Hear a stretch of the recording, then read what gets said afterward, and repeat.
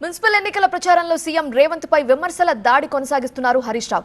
ఇవాళ సంగారెడ్డి జిల్లా ఇంద్రేశం మున్సిపాలిటీలోని బచ్చుగూడెంలో పార్టీ అభ్యర్థుల తరపున ప్రచారం చేసిన ఆయన కాంగ్రెస్ సర్కార్ ప్రజలకు ఇచ్చిన ఒక్క హామీ కూడా నిలబెట్టుకోలేదు అన్నారు. సీఎం తన పనులతో కంటే బూతులతోనే వార్తల్లో కనిపిస్తున్నారన్నారు హరీష్ రావు.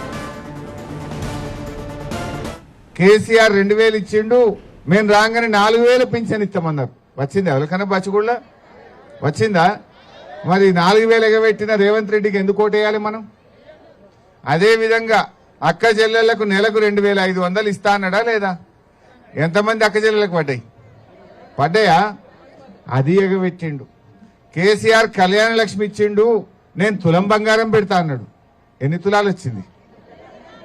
రాలే. విషయం లేదు గనక, చెప్పడానికి ఏమీ లేదు గనక, చేసిందేమీ లేదు గనక చిల్లర మాటలు మాట్లాడుతున్నాడు, బూతులు మాట్లాడుతున్నాడు. రేవంత్ రెడ్డి బూతుల ముఖ్యమంత్రిగా చరిత్రలో మిగిలిపోతాడు. బూతులు తప్ప ఆయనకేం మిగిలేయిగా.